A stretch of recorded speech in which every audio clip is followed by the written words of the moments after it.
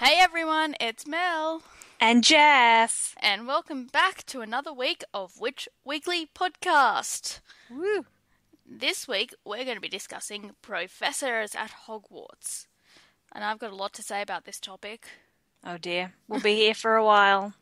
Yep. Get some water, Well, sit down, be comfortable. I've got half an apple cider left. Well, I didn't mean you get a drink. I meant the people listening. Like Rhonda and Woo. Tanya. Hey buddies, how's it going? Besties. Yes, I saw they had commented on our Facebook this week, but I stopped reading because I was scared of unintentional spoilers like calling Cursed Child a fan fiction. Okay. To be fair.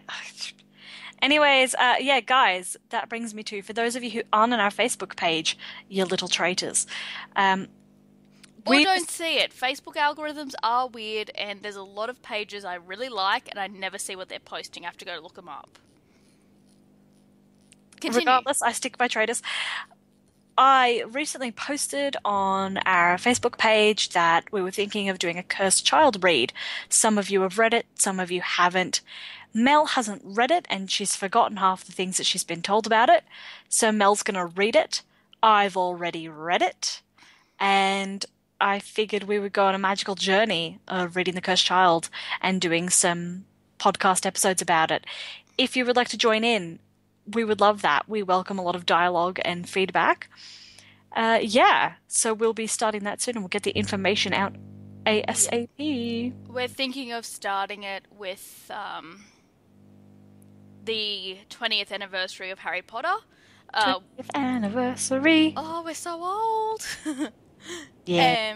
But because we were talking about what we wanted to do to celebrate, we talked about doing a reread of Harry Potter, but seriously, there is like 20 podcasts rereading Harry Potter and Pottermore's doing it. I'm sure you guys will find one. Or, sorry, just a quick plug here. If you want to listen to somebody who's never read Harry Potter, find Tales from Godric's Hollow. That's her secret other family. Yes, that's my other family. But hey, I will be reading The Cursed Child, so we won't be reading it on air. It'll be Jess and I will read it together, and then we'll record my reactions, my predictions, and so on. On the first episode, I'll give full disclosure of what I do and don't know, because I know a couple of things, or at least I think I do.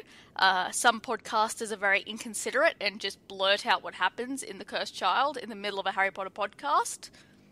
Ah, Yeah, it's like rude. it's so rude. It's like, here we are, rereading Harry Potter book 4, and someone just says something like, I'll tell a spoiler. Well, I don't know. I was listening to another podcast and they said, it's so sad what happens to Cedric, and it's really the driving force of everything that happens in The Cursed Child. Oh. So, I know The Is Cursed that Child all? has something to do with Cedric. We'll see.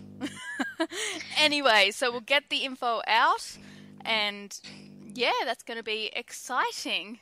Yeah, and if there's anything you want to hear us discuss, or if you're looking forward to anything, let us know. Obviously, Mel hasn't read it, so please don't spoil it. No, they can email and just put Cursed Child in the subject line, and I won't open those emails. Or, yeah, do it that way. Just put Cursed Child in the subject line, and Jess will read those and I won't.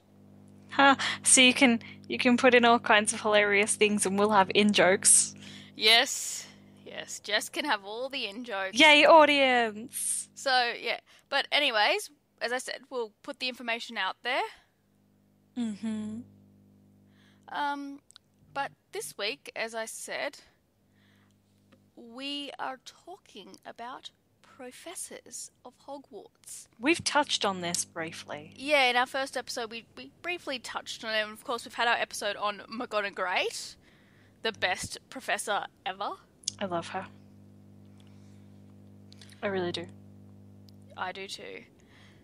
So, Jess, question of the week. Mm-hmm. If you were a professor at Hogwarts, what class would you teach? How to be awesome 101? No. Alright. So... All your students would fail because, you're so bad at being awesome. Excuse rude. Gryffindor's being unnecessary. -5 points from Gryffindor. Plus 10 points to Gryffindor. No, plus 30 to Ravenclaw for being sweet and empathetic. Anyways, you haven't answered my question, Jess. Well, I'm thinking... You have to give people time to think. There's a lot of subjects at Hogwarts, actually. I kind of want to say charms. Because I feel like that is a very me thing to do. Because like you're charming. 5 points back to Gryffindor. Not the 10, though. Just the 5. You've just made it back up. I feel like charms would be a very me subject. I think it's always the Hogwarts subject I've kind of been really pulled towards. I'm not really much of a transfiguration person. I think potions would be interesting because it's kind of like cooking. And then I could be broody. And, I think that would be really great for me as well. Divination, if I had the gift, but otherwise I think charms for me would be a really solid subject. I've got this image in my head now of you with your hair dyed black in like a high neck button up black dress, just like over a cauldron, just like stirring it and glaring at the world. That's not an image. That's a night terror, but while you're awake. Oh, that's what that is. You're cute. Yeah, everybody does. I'm pretty precious. Okay, so what would you teach them? I bet you're not going to be surprised at all by this. Okay, I bet. All right, go. Defense against the dark arts. Oh, I'm a little surprised. Oh, what did you think I'd teach? Flying, because you have no sense of danger. I would do that on the weekends. Like, that would be my pastime. I would go fly a broom around. Like, yeah, I actually know. I have a real sense of danger. I just kind of go... Do I want to sit on the couch, or do I want to ride my mountain bike down the side of a mountain at idiot speed and look cool? I actually feel like you would have taught transfiguration. Like, you seem like you would be so good at that, and that seems like it would so suit your temperament. And I could see you being a mini McGonagall. So I'm not surprised, but I'm kind of surprised, I guess, in a way. I think maybe there'd be other subjects I'd be better at teaching, but the one you'd want to teach. I would the want one to you'd teach. Snape about. I would Snape all down the hall going, Dumbledore didn't pick me for Defense Against the Dark Arts again. I don't care if it only means I get to teach for a year and then I have to go. Sounds like a good chance to use up some long service leave, if you ask me. Yeah. Sorry, work. Gotta go exactly. on a thing. I'll be back in a year. Fair enough. I mean, Defense Against the Dark Arts would be a pretty good one to teach, but I feel like I'd worry about whether I'd been a capable enough teacher or not. Yeah, because you've only got 1 year to impart knowledge on these students. And it's like, what if I really stuff up and I can't teach any of them how to do anything, not even Expelliarmus? Then I've really failed. But having that post-Battle of Hogwarts, the jinx is lifted, so you could teach for many, many years. Yeah, but you could still be a terrible teacher. Oh, yeah. Anyone could be a terrible teacher, as we're going to get into. I work with kids and I'm a terrible teacher. Yes, no, that's the other thing. I think I could only teach from, like, 3rd year up. I don't have any tolerance for younger people. Are you kidding? I could only teach from, like, 3rd year down. You could teach them for the first 2 years, and then we'll do a transition year and I take over. Yeah, that sounds good. Yeah, we got a plan. Now but I think that's a good pick for you, though, because you have a lot of energy. Oh, I've got so much energy. And it's disturbing. Whereas I'm really chill, so charms, which is a way of cheating at everything, it's a great idea for me. Actually, can I say, everyone who listens probably thinks it's the opposite way around, because I'm always complaining that I'm so tired when I'm on here. But to be fair, the reason I'm so tired is I've been out all day before we record. Like, what do you think I did today? I mean, like, out on the mountain bike, I rode 20 k's today. Of mountains. What did you do today?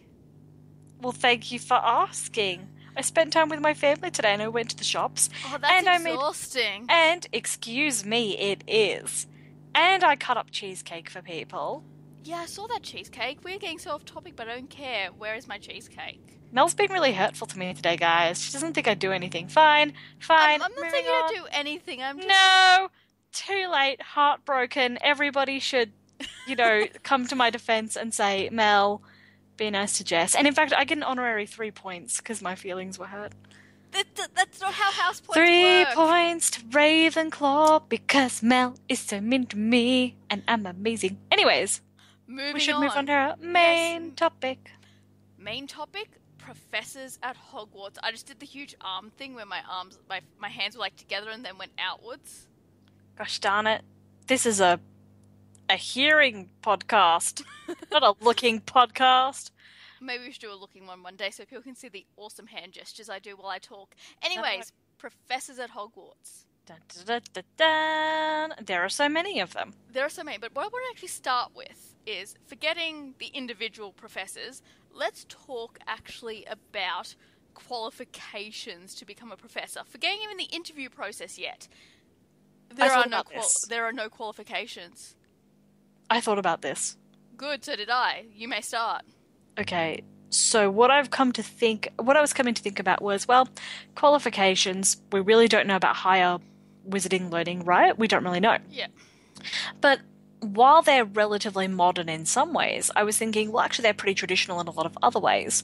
So what I was assuming, and maybe Hogwarts isn't the best example, but then again, I don't know. We don't know everything about Hogwarts. And what the movie shows us is the main features of the book, right? Mm-hmm. It's the main stuff. It sounded like there were more professors in the book than there were shown in the movies. And where I'm leading to with this is that I believe that it's very possible and very likely that the wizarding world follows like a trades and apprenticeship sort of thing. Yep. So instead of going off to a university to do these things, you go apprentice to someone. For example, if you want to be a potions master, you might get really good grades at Hogwarts, right? Or your school of choice. Yep. You might go off into the real world and apprentice to someone who's a potioneer. Or you might continue on your own independent study and eventually come and apprentice to someone at the school and then fall under the potions department. Because remember they had departments? That's what I was thinking when we did the subject on McGonagall. And I think I brought it up that it says when she started, Dumbledore was head of the Transfiguration department. Yeah. And she worked under him. And I think even then in the books, we still don't get the amount of professors they've actually got. There could be other Transfiguration professors, just for whatever reason Harry always gets McGonagall, because there's several Transfiguration classrooms. Yeah, that we got a whole castle. Mm. So I kind of agree on some level, because then you get someone like Snape, who he didn't have any qualifications. He left school, became a Death Eater, and then sort of went, oh, I'm going to go talk to Dumbledore, I love saying that, about this horrible thing that's going to happen to Lily and James. And next thing you know, he's hired as the potions master, guessing to replace Slughorn. Yeah, probably. Like, he was good at potions, but he has no training as a teacher, and that's the other thing. Obviously, whoever's hired is good at the subject, so McGonagall was really good at transfigurations. We learnt that in her Pottermore article, and it says one of her pastimes was correcting transfiguration today, and stuff like that. But they don't actually get any teaching to be a teacher, if that makes sense. Yeah. Like how to interact appropriately with children. I was thinking about that as well, actually. So back in the day, and I am thinking predominantly to when Albus would have been like younger as well, like from that era onwards. People weren't really taught this is how you speak to children and this is how you judge the work. It was you go in, you've got to know a lot about what you're teaching, right? And that's what it's all based on, your knowledge, because then you have to find the best way to deliver that to the students. And back then, students were just expected to behave, right? They were just expected to behave. And I think that punishments were only something that came in relatively new. A lot of the teachers were on the older scale. Yep. They were on the older side of the spectrum, so they were used to it anyways. Yeah. They were used to it anyways. Hold on 1 second. Oh no, I'm just dying a little. Did you get your drink before we started? Yeah. Good. Well, fine. No, I was burping while talking. Oh, smooth. Smooth. I was just trying to remember where I was about to go with that, actually. But yeah, you There were was just no expected teaching to know. be a teacher. Yeah. Now, what I've also come to realize is that at Hogwarts, it's not like they're learning everything you learn in your typical high school, right? They're not just... Maths is like an elective subject. There is no English classes. There are no stereotypical classes. So in all the classes that they're doing, and these are full-time students, keep in mind, they don't really have that many free periods, they have got to be learning some really intense subject material. So I guess it kind of takes away that need for a specific university, because they're getting that concentrated education in what they're doing at school. Yeah, in their later years, they obviously have electives. Yeah, exactly. They have to pass tests to be allowed to proceed in those fields. So there is that. I suppose so that's what I think. 17 to be completing university. Wow. Well, university, what we would consider university level subjects, because remember, this is a specialized institution for that stuff. And every elective pretty much comes off of any of the core classes, which are transfiguration, charms, potions, history of magic, I guess you could say, herbology. You know, you really get those kind of coming off, except for maybe divination, but other than that. And you do have things like arithmancy and astronomy. Astronomy, that's what I was trying to think of. That's the word I was looking for. So what I'm assuming is that a lot of the knowledge you would need to base teaching off, to base it off, is stuff that you would potentially learn while you were at Hogwarts, and then you'd be expected to apprentice or to fulfill your own study. Yeah, because what I was going to say, obviously our Defense Against the Dark Arts teachers haven't apprenticed. They're just thrown in each year. But that's the other thing. Or they have real-world experience. Yeah, just going back a second. But that's another thing with the Defense Against the Dark Arts teachers. There's only ever one. We don't have a department of Defense Against the Dark Arts teachers because it's such a huge thing that every year they get a Defense Against the Dark Arts teacher. Yeah, that is a little odd. So I don't know if the department idea actually works. I mean, but I guess not every student... It could have originally been an elective subject. But every student does do Defense Against the Dark Arts until their 6th year. We know this. They all have to do it. I mean, there are multiple theories, I guess, for this. And one of the theories I'm going to put into place... Oh, but no, even then it doesn't make sense. I want to say that because there was a war and they had been through such turbulent times, the wizarding population was so low by the time, like, let's say Tom Riddle, right? Mm-hmm. Around the time he was going to school is when Grindelwald was really up and coming into power, right? Yep. So from the time he's young... No. Grindelwald was defeated by the time Tom Riddle went to school. When was Grindelwald defeated? About the time Tom Riddle started. Or just beforehand, because... I'm sure of it. I'm sure. Around the 1940s. Which is around the time... Yeah. Okay, I'm pretty sure it was before Voldemort started, or when started. But from when he was young, from when Voldemort was young, we can agree that he was young when Grindelwald was defeated, right? Yep. So from around that time, when there was war and chaos going on and people were a bit afraid, stretching from there till when Voldemort died, you've got a period of time in which people might have been killed more often and not reproduced as much as people used to, in like the Muggle and the magical world, I assume. See, that's the theory, because the class sizes appear to get bigger as Harry goes through school. Like, not his. He's got, I think it's 10 per house. But then they're always talking about so many younger students. So it's either Harry, Ron and Hermione going, there's so many students younger than us now that we're older, or they're actually saying there has been the birth of more students that are coming into the school each year. Yeah, so think about it like that for a second, right?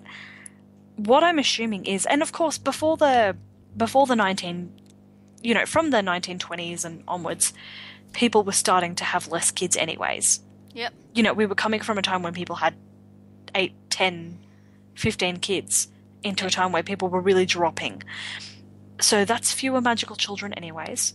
There were Muggle wars that I have no doubt magical people would have been involved in. Apparently not. It's come out that they didn't get involved. Yeah, but if you live in London and the Blitz is happening and your house gets bombed, I mean, what can you do? So they're going to be involved in what's going on around them. They needed a bit of charm professor to teach them how to ward against that. I'm amazing. So you've got all that happening, right? So let's just assume there's less wizards. Yeah, birth rates are dropping. Over time, why would you need all those professors when the birth rates are just dropping? So I can see why they went from departments to one and then maybe unspoken of other teachers or aides and apprentices. And I mean, we have to remember the books are read through Harry's point of view. Whatever isn't relevant to him really isn't mentioned. But that would indicate, even from Harry's point of view, that would indicate he gets the same professors every single year and has no interaction with the others. Yes. So, but it is entirely possible that while he's in History of Magic, he's ignoring, some... There's no apprentice for History of Magic. It's run by a ghost. Shh. You never know. There's always one weirdo. So it's like, might not notice. Or fine, he could be doing... Or he might not be doing arithmancy, but Hermione might be, and there might be a student teacher there. So we do have to potentially factor those things in, but it is highly unlikely. But I'm thinking of how this would work. Like, I'm trying to make it work bad. Yeah, I've seen, because I read fan fiction, I've seen how people, especially in like Lupin stories, timetable it, and it's actually really cleverly done, because they'll have 1 or 2 houses per class, and then they've got all 7 years to do. And people have timetabled it amazingly that he still gets like free periods and stuff. So he does all the 3rd years on Wednesday at different times and stuff like that. Yeah. So it could work. Just with one professor for each subject. But I get what you're saying. Perhaps before Harry, we had departments as there was more students. But by the time of Harry Potter, where there's less students, they only need one teacher for each subject. Yeah, exactly. So... Shall we move on to the hiring process? Which kind of ties into the qualification process. Yeah, I suppose so. But I do feel like qualification-wise, we really have to kind of guess, or I would certainly base an assumption that they are learning the basics in their last year or 2 of school. And remember, it's specialised, and there are electives. So you're studying what you really want to do. Yep, and that's the thing. And you can always... Yeah. It's like high school teachers, they are specialised. You rarely get a high school teacher teaching more than one subject. So they have great knowledge about this one thing at Hogwarts. Unless you're Snape. And you're a jack of all trades, except... Well, a jack of 2. Yeah, I was going to say, I've never seen him play Quidditch, and I don't know how he is it. I don't think he could ride a broom very well. Oh, no, he rode one in the 7th book, but I stand by it. Yeah, who knows? He's a mystery. I don't think he was good at Quidditch. Otherwise, why wasn't he on the team? Really, really quick. I'm just going to divert because I wanted to bring this up. And I thought this was fantastic. My fangirl moment, because you get serious all the time. I'm not a huge fan of Snape, but someone was discussing that if they could replace Alan Rickman, God forbid, with any other actor, it would be Adam Walker.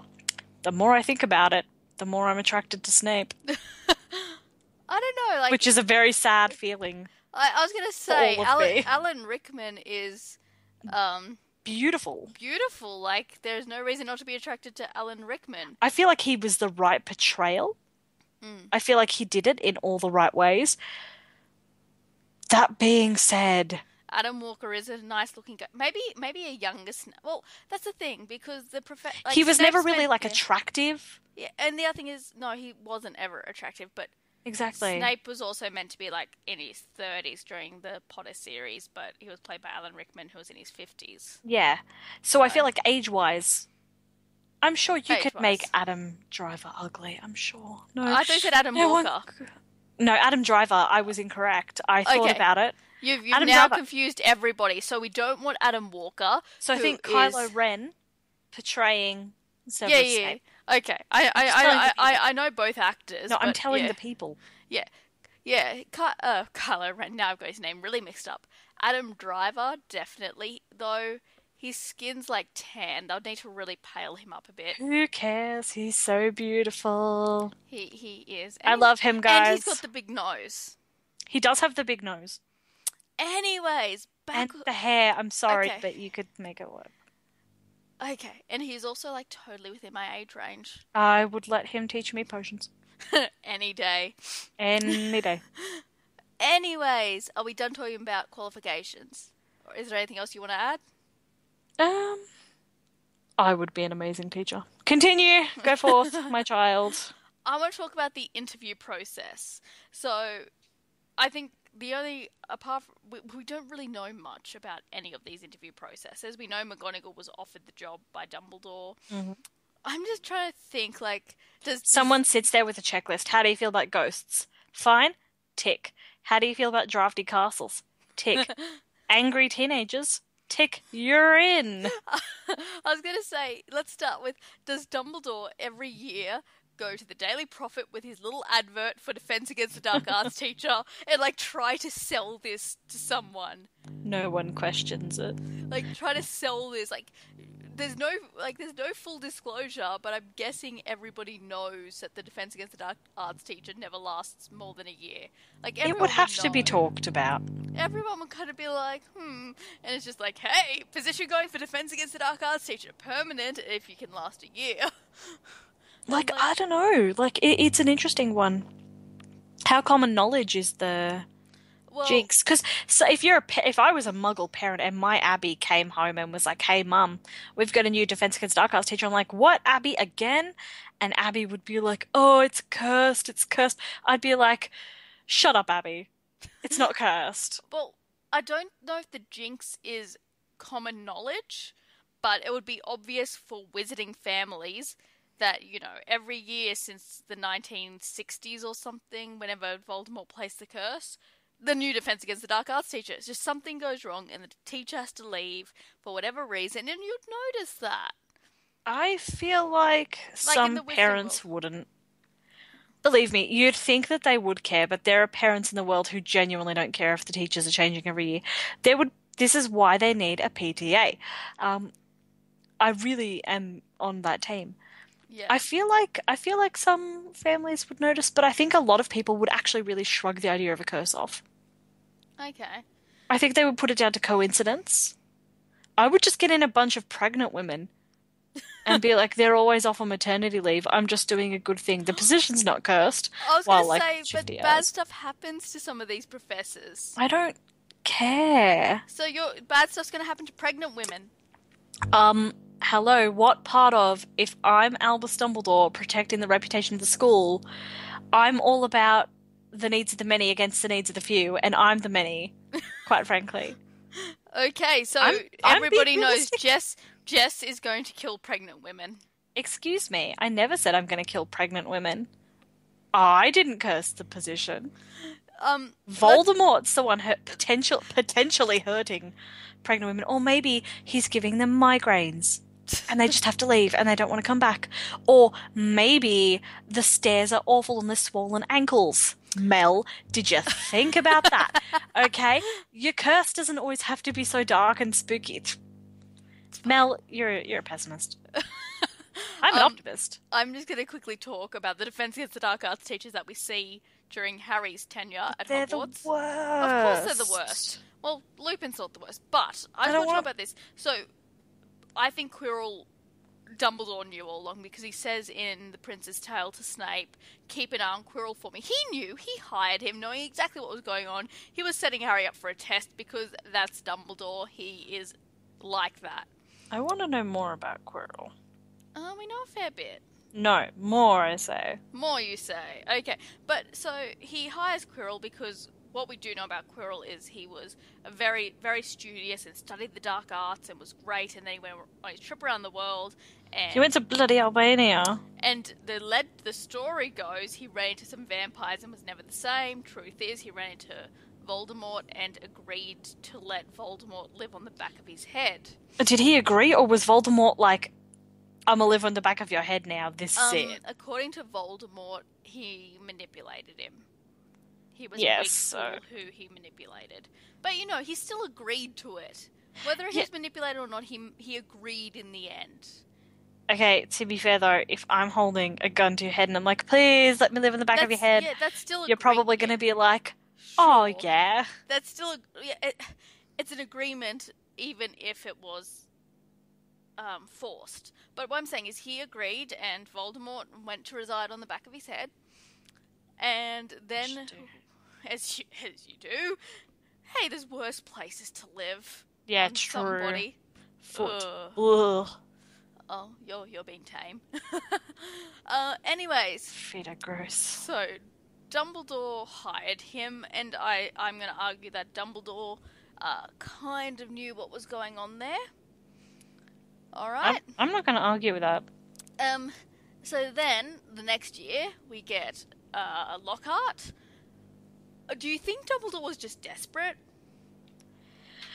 I think he didn't really care. You think he didn't care? I think he had bigger issues. I'm going with he didn't actually care because... Sorry. I've now forgotten my argument. I'm going to say, not that he didn't care, that he was desperate, because nobody else wanted the position. It's cursed. No one wants it. And then Gilderoy's like, I am amazing. I do all these wonderful things. And Dumbledore's like, no, you don't. But nobody else is applying. And I kind of need to make sure that this class goes ahead so Harry can, learn something to help him along on his destiny. Wait a second. We never clarified how Quirrell's death was handled either, though. So if people heard about that, they're like, apparently he just crumbled into dust after touching someone's face. Like, let's start with why was he touching a child? Yeah, exactly. So, I mean... let's talk about the real issues here. Forget Voldemort was on the back of his head. This teacher touched a child. Not okay, teacher. Not okay. So yeah, I feel like Quirrell's mysterious disappearance would have been the reason people weren't applying at that point. Yeah. But something's happened every year to the Defense Against the Dark Arts teacher, so I think the applications would have been drying up at this point. Yeah, I think so too. In fact, I'm going to go so far to say... Although as a gap year, it would have been an amazing experience. I'm actually going to go and I'll prove this as we talk about the Explore Scotland. As a gap year program, think about it. What a good idea. Just Dumbledore, you fool! Do it as gap year, only have him sign up for 1 year. But I'm going to actually go so far to say, as after Lockhart, no one actually truly applied for the position. And I will give you my reasons as we talk about the professors that go on to teach. Gilderoy, I think he applied. I don't think he was just chosen. I think he applied, and Dumbledore was kind of desperate because no one was taking the position. He was like, you know what, just fuck it. Is that too many F words? Anyways, he was just like, you know what, fine. You've got it. I need someone in this position, and you're a phony, but go. Because he knew when Lockhart turned up with his memory wiped with the boys after they'd been in the Chamber of Secrets, he says to Gilderoy, Lockhart, stabbed by your own sword, Gilderoy.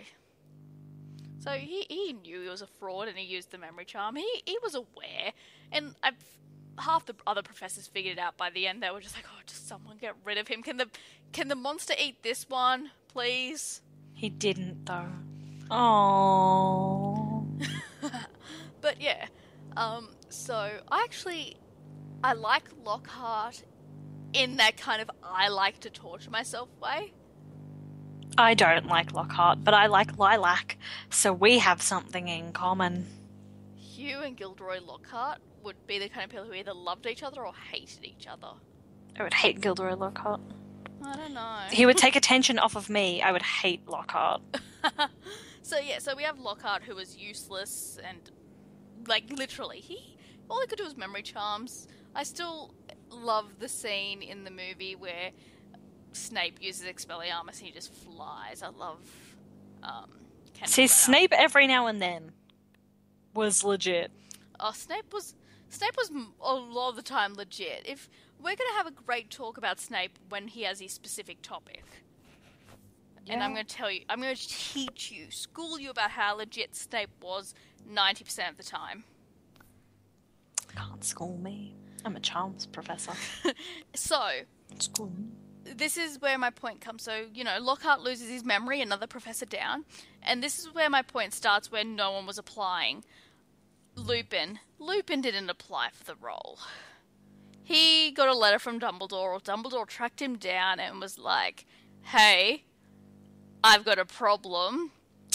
You can kind of help me here. I can't get a Defense Against the Dark Arts professor. Here's all the things I'm going to do to make your stay comfortable, because you're a werewolf. And he convinced Lupin. And I'm going to say Lupin was the best Defense Against the Dark Arts teacher they ever had. Yeah, I think his absences weren't that bad. I think it's okay to need time off. I think he was a really good teacher. I think he would have added to the staff, like, long-term really well. Definitely. And, I'm not even going to disagree there. I've got nothing to add. Really good teacher. We all love Lupin. And then the next year we know that Moody came at the request of Dumbledore. Well, the real Moody was going to come at the request of Dumbledore for 1 year because of the Triwizard Tournament to keep an eye on Harry Potter and make sure he was okay. So once again, no one applied for the position. Dumbledore just sort of stepped in and said, this is what I need. I need this person. Yeah. So Moody, aka Barty Crouch Jr., I actually don't think he... Oh. Props to Barty Crouch Jr. I was going to say he was a good teacher. He did it. I'm proud of him. Yeah, exactly. He did his job. He fooled everybody into thinking he was Mad-Eye Moody, and I think he did a fine job of teaching those kids. He taught the curriculum. That is all I want. Actually, all I want. I'm not going to say he taught the curriculum to the letter. I don't think Unforgivable Curses were on the curriculum. I think there was a whole point made about that the Ministry wouldn't like him showing the students. Who cares? He taught them, and it was valuable for all of them. It was valuable, Look, for a Death Eater teaching at Hogwarts, he's been, up there with Snape, the best so far. Well, apart from Snape, him and the Carrows. Yeah, exactly. The Carrows were not very good teachers. No, I'm just going to throw that out there. But our sample size of Death Eaters who were teachers is 4. Oh, does Quirrell count? He wasn't really a Death Eater.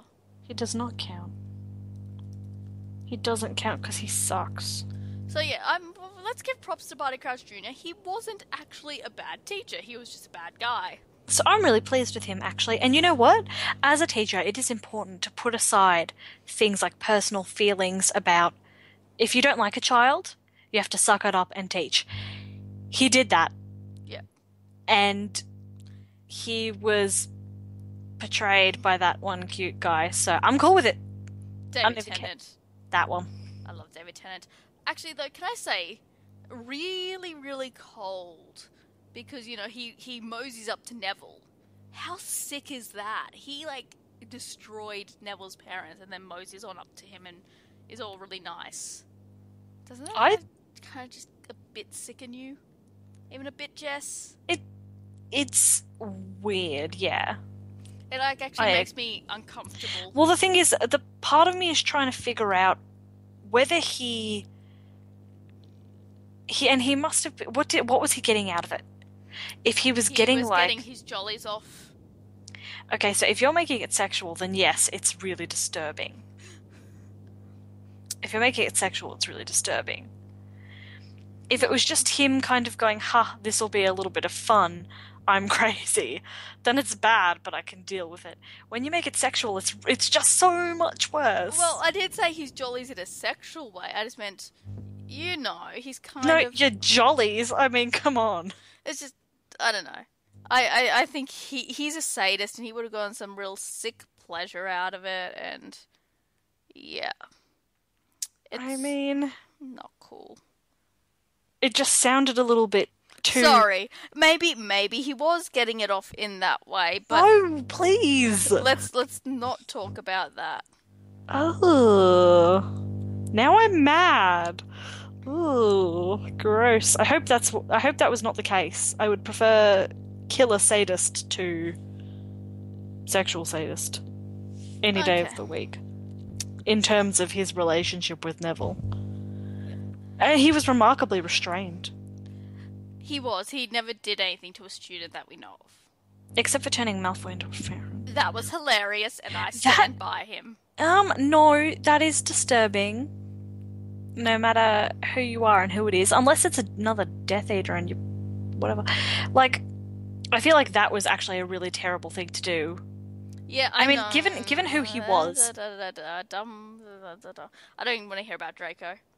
But, like, given who he was, like, being a Death Eater and a crazy person... Not even crazy, that's a really horrible thing to say. Being a psychopath and a sadist... I can see why he did it, but that doesn't make it acceptable, but it makes it acceptable for him as a character. But he was doing so well up until that point when he just had to have like a little moment. He was like, too much is hidden inside. I've got to let a little bit out. I'm going to turn you into a ferret and maybe put you down someone's pants or something. Oh, maybe he was about Neville. Ooh. Moving swiftly on. To Umbridge. She is more like Dumbridge. We know no one applied for the position, and Dumbledore just had to accept her. That was a whole thing. No one was applying, so Fudge stepped in and went, "Mwah ha ha ha ha! I'm going to put like my spy into Hogwarts." And when she's there, it's more like Dogwarts. Can we talk about corporal punishment for a moment? Because, there's some safe words, banana. There's some really weird detentions the kids get, like being sent into the Dark Forest, and we'll bring up those teaching decisions in a moment. But the evil quill. Yeah, I don't think that was like a popular of every teacher. I think that was a Dolores thing. Oh, it was definitely a Dolores thing, but is there no parental consent before these things happen? Maybe Harry is an orphan. Maybe he's still got guardians, but the Dursleys would sign up so quick. But Vernon would sign up when Petunia wasn't looking. In general, if your little Abby, if that happened to your little Abby, wouldn't you want to be informed first that this was a potential punishment and gone, maybe I'm not cool with this. Can we talk about alternative punishments? I would sue the school.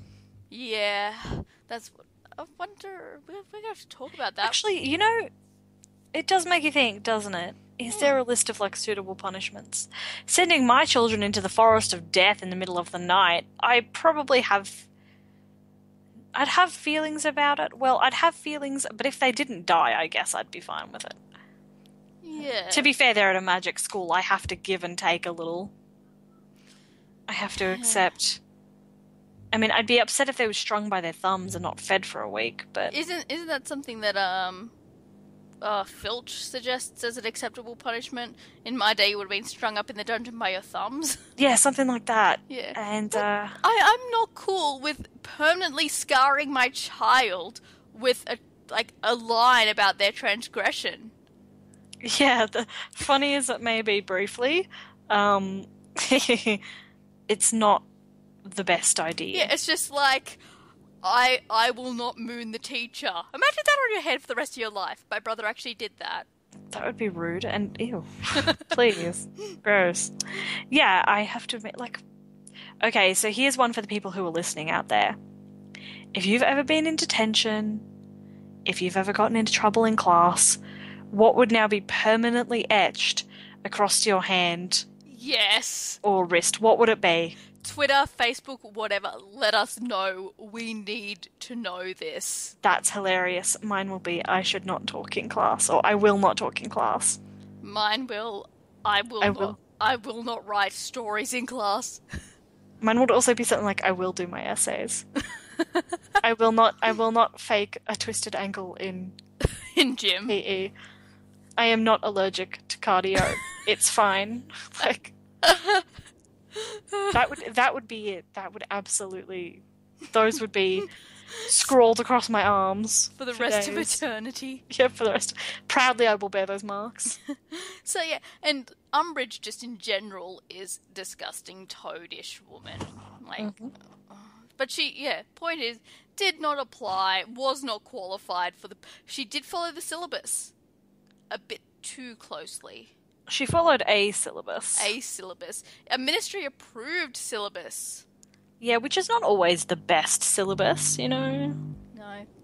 It was just, They read a lot... What was it? If you read the theory carefully, you will have no trouble producing it in a practical... Yeah. Yeah. No, have you met me? Yeah, some people are doers rather than readers, and... Yeah, like I can read about it all day, and then I'm still not going to be able to do it. Yeah, exactly. So, yeah, not a great teacher, but she was also a spy for Fudge and all that, and once again, not qualified for the position. There was no qualifications at all, like no experience in Defense Against the Dark Arts. She was like some random admin from the ministry. What was she, the undersecretary? Yeah, does that mean she's under the secretary? I don't know what it means. I don't want to know where she was. I don't want to think about she had a huge crush on Fudge, so I think we know where she was. Oh, please. No. Dumbledore, take the wheel. I'm sick of this. The under-the-table secretary. Oh. Moving on to year 6. Yeah, we're moving right along. Sad forever. And Snape finally gets the position he's always wanted. Would have been a fantastic teacher. How do you think it went? Because so obviously Slughorn was brought back, 1 for protection and 2 because Dumbledore needed his memories. Meanwhile, Dumbledore also needed Snape to kill him. Spoiler alert. Okay, that's not how spoiler works. I say it after the spoiler. I feel like Snape would have been a wonderful Defense Against the Dark Arts teacher, like 5 years before. Because I think by that year, everyone's like really stressed and really angsty, and they're all dealing with a lot. So I feel like that probably took away a lot from like the good side of him teaching. Yeah, but what I was going to say, do you think with him getting the position, like obviously, I think it was a combination of things. This is what I think. I think, 1, Dumbledore needed Slughorn close, and Slughorn was obviously a potions master. 2, Dumbledore needed to bribe Snape. He was like, kill me. Snape's like, no. Kill me. No. Kill me. No. I'll give you the Defense Against the Dark Arts position. Okay. Done! Who else can I kill? How do you want to go down? Do you want me to take Trelawney out too?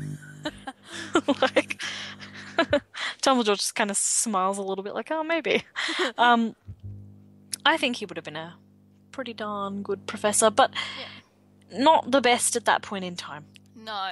Well, I think he would have been good, except with Harry and the Gryffindors, actually, to be honest. And he was emotional at that point. Oh, yeah. There's lots going on. Oh, so much going on in that book. So, yeah, let's all agree Snape would have been a great Defense Against the Dark Arts teacher. He was just kind of bitter and twisted and mean to Gryffindors. Yay. And probably to the Ravenclaws and Hufflepuffs too. Oh, it was only not good to Ravenclaws. It was only good for the Slytherins. Even then, no, he was just moody with everybody at that point. Let's be real. Maybe. Yeah. And then then they didn't have Defense Against the Dark Arts. They just had the Dark Arts. Taught by the Carrows. Well, one of them was it the guy? I can't remember. Amicus and Electo. Amicus. So Amicus was. Dark Arts teacher and Electo was Muggle Studies. Muggle Studies in quotation marks. Yeah. I feel like the Carrows were potentially not the best choice for teachers. Yeah, no, yeah, they were the best choice for the people who sent them. I was going to say, Dumbledore didn't have any hand in this decision, so we can't blame him for bad hiring. No, we can't, but we can blame Voldemort. Yeah. At this point, our PTA group would have had no say either, so we can't even... Okay, yeah, true. Like, our PTA was going down. If you were Voldemort looking at your circle of Death Eaters, and you pick the Carrows, then you know you're doing something wrong. There were better choices in the group, I'm just saying. Bellatrix? No. I would have sent Dolohov. Ooh. Yeah? Yeah, follows orders. Yeah. Well, they all followed orders. Yeah, followed orders better, Okay. I think. I think the Carrows were a little bit too into torturing children. Yeah, they were a bit... They were on the sadistic side. They hung out with Bellatrix. Even We just know it. even Lucius Malfoy would have been a better choice. Lucius Malfoy would have been pathetic defense against the Dark Arts teacher. Yeah, but at least nobody would have been tortured. Oh, well, then again, this is where we're going to make that divide. Are you Dumbledore or Voldemort? Yeah. So I'm thinking from my Dumbledore right now. I'm like, if I had to pick one of you, it would be Lucius. Yeah. Lucius would be a bit... pathetic in a good way for the good guys. Like, he was pretty broken by the 7th book. Yeah. He needed some TLC. He needed to get out of the house a bit more. Yeah, definitely. Voldemort wasn't allowing that to happen. Where was Voldemort living? You know what? I never care. That's not relevant. That is a topic for another time. Write that down, folks. Okay, All right, so so those are our defense against the Dark Arts teachers. I have a teacher to talk about. Yes. It's one of my favourites. Guess who it is? Can you guess? Trelawney. Yes, it is Trelawney. Oh my gosh. What a weirdo. What a weirdo. Once again, I don't think she had the proper qualifications because we know about her interview. She rocked up and Dumbledore was kind of thinking, I think I might actually ditch divination. It's not really a useful subject because if you don't have the sight, it's kind of pointless. I mean, it is. I think it is. You have to have a little bit of the sight. And to be fair, she did have the sight, although it's been diluted. Yeah, well, the only reason he hired her was because she had that prophecy about Harry and Voldemort. Yeah, true. That is true. And the amazing thing is she forgets all her prophecies after she's delivered them. Yeah, which makes her kind of useless. What if she delivered one and no one was there to hear it? And it's like, a meteor is going to strike Hogwarts in 48 hours. Everyone needs to evacuate. Yeah, well, I imagine that probably did happen, but I also think maybe the site chooses a time when someone can hear it. But I also think it was really dangerous to her to be out in the world with that gift. And that's part of why Dumbledore kept her on. That's right, but he was like, this woman needs to be locked in a tower for her own security while we're here to give her a job. Yeah, pretty much, you know. Here, well, I'd say it was kind of almost to trick her. So, you know, because Dumbledore's like, need to protect her, but I can't tell her that. She'll just, like, be like, no, that's fine. However, if I'm like, oh, you can have this job, she'll just come along quietly and we'll just sweep her up under the rug and we'll forget. Yeah, Keep true. her away from Voldemort. And it's funny, she was aware that she wasn't a very well thought of teacher. There's a Pottermore article on her, and it's got J.K. Rowling's thoughts on her, among other things. And it says that unsurprisingly, she's developed an over-reliance on alcohol. Yep. As part of the fact that she knew that she wasn't quite as talented as her colleagues, you know, although she has the sight and she can do this fortune-telling stuff, it wasn't as well-honed. Yeah. As everybody else. And she and Trelawney and McGonagall had a real rivalry, which is funny, but when it came to the point where Dolores Umbridge tried to force her out of the school, McGonagall really kind of came forward for someone who was on her staff and was like, you can't do this to someone. Yeah, definitely. Actually, one of the things I love actually is McGonagall's sass towards her in the 3rd book. Yeah.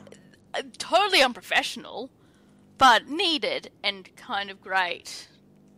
And just talking about PTA and all those things, there should be a disciplinary. You got it? Yes. You good? Yes, disciplinary procedure for workplace bullying in Hogwarts. There needs to be a bullying procedure in general, but workplace bullying, because as funny as McGonagall's sass is, it's kind of like bullying.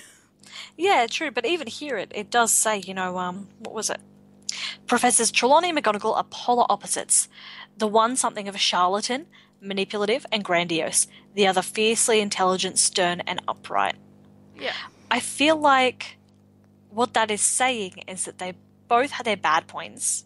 Yeah. They both maybe weren't as good as they could be to each other. Yeah. So I feel like every time we see Trelawney, she really is kind of pathetic.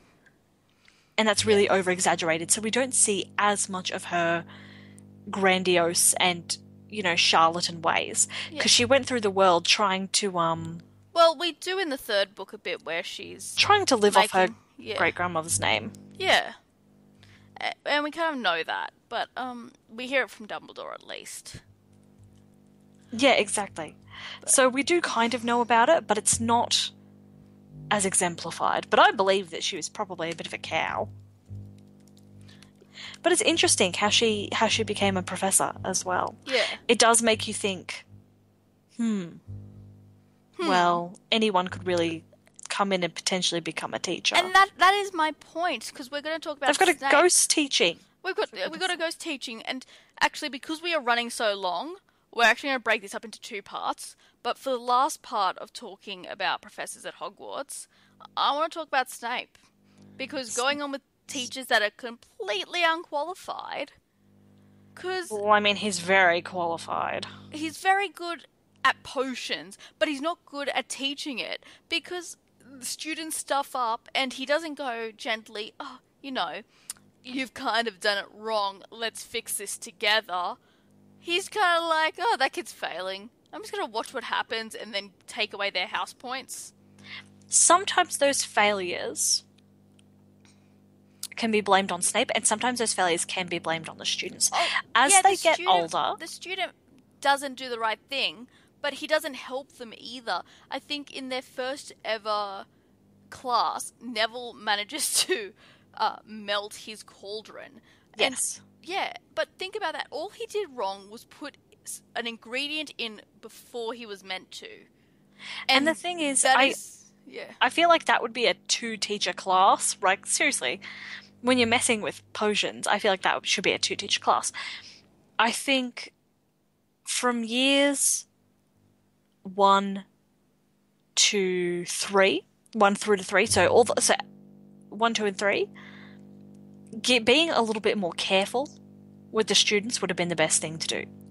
I think from 4 upwards, you have to be able to follow a book. You have to really be able to dig down and, pull it together yourself. However, I do agree. And remember, highly specialized school. They're probably doing lots of potions and crap. So it's not like they would be going, oh, damn, I've just done English and maths and my flobberworm to bloody wolf, whatever. My ratios are out in potions, oh no. So I feel like 1 to 3, completely acceptable. From 4 to 7, I feel like some personal responsibility kicks in. So he would have been really geared for teaching older kids and really high-level classes. I see that. I would actually argue, so there'll be some responsibility for 4 to 5, but I still think a teacher over the shoulder kind of thing, like really watching you, and then you take your owl, and then the students who are of a level to continue with potions, then it's total personal responsibility to get your work done. To be honest, because it's a non-elective, it's a core class, you have to do it, and some people are just not going to be good at it. I would be great at it. Because you can cook and like baking, you'd be fine. So that's what I'm saying with Snape. And as I said earlier, no qualifications. Dumbledore was just kind of like, I've got this double agent, I've got to do something with them and keep them close to me. Never mind, he's not a people person. Yeah, never mind, he would be perfectly content to just like sit in a room in the dungeons and just be by himself for the rest of eternity. No, I'm going to make him a teacher. And I feel like it was good for Snape to be a teacher. And sick him on poor, unfortunate students to help his alibi for when Voldemort returns. Are you kidding? I think it's hilarious a little bit. Your Abby is going to school, and this is one of her professors, and Abby's not a Slytherin. I have high expectations of her. Abby is like a Ravenclaw like her mum, and she gets treated like that by Snape. Probably not as bad as what we see, because she's not a Gryffindor, but not as good as the Slytherins, who are all passing somehow. Yeah, I don't care. My kid's not a Gryffindor, it's a non-issue. It's a non-issue. But and let's face it, Ravenclaws and Hufflepuffs are actually pretty good workers, and if they're in the same class, it might go bad, but it's not going to go Gryffindor bad. So Gryffindor works hard. We are just picked on it's by just the that evil professor. it's just that you had Seamus Finnegan in the same year as Neville Longbottom, and potentially that wasn't the right mix. And we had Harry Potter, who Snape just hated. So really, I mean, Abby's fine. Abby's fine. What if the Ravenclaws were put with the Gryffindors? Then Abby would be super fine, and I wouldn't have to worry at all. With the Gryffindors? Yep. Because the Gryffindors would be getting in trouble, not Abby. What if she was put with the Slytherins? Just tell her to keep quiet and do her work. She'll be fine. Anyways, there is so much more to talk about, but we have actually gone over time. So, Dun, dun, dun, dun. yep, whoops. So we are going to do a part 2, not next week, but sometime in the future. Maybe the week after. Maybe the week after. Keep it fresh. Keep it fresh. But we do still have, actually, do we want to save our fan topic until then, or should I just go into it since we talked about No, Snape save the fan topic, I would say. Okay, we'll save the fan topic, but we will still play Random Ships, part 1. Part 1. Dun-dun-dun-dun-dun. So, Random Ships, this is the segment where we build a boat, set sail on the Black Lake, well, set it on the Black Lake, push it into the water. Anyways, to see we if it push will it in. sink or sail. This week, our theme is professors. Do you have a professor in mind?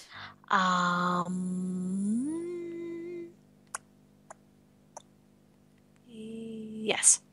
Okay, ready? Yep. 3, 2, 1. Hagrid. Ew. Oh, no. I know can how this make will work. Okay, go.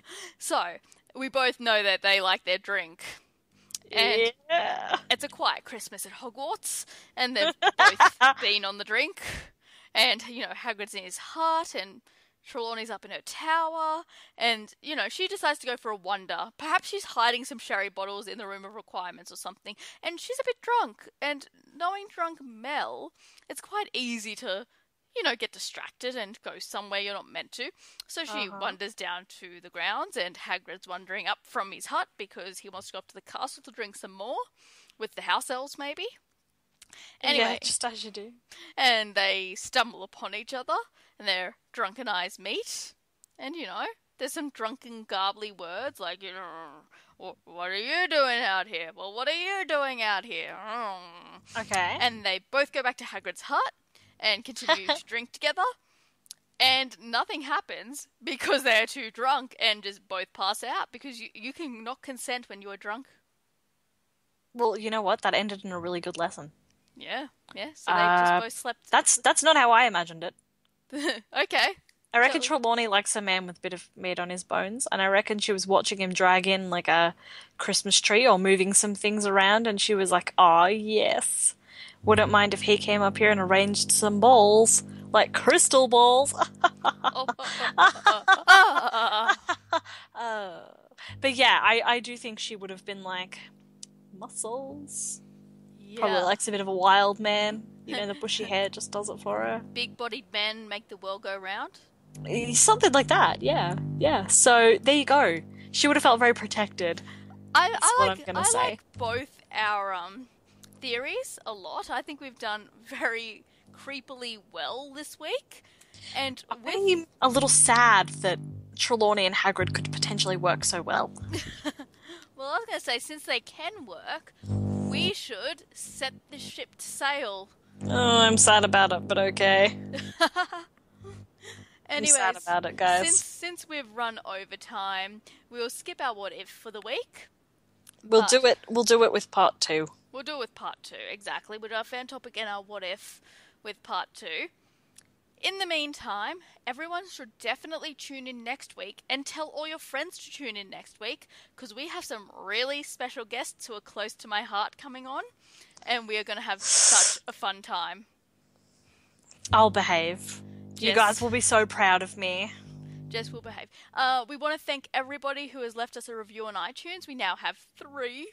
I'm so pleased. 3 reviews on iTunes. I keep thinking that no one's listening, despite the fact that we consistently have downloads.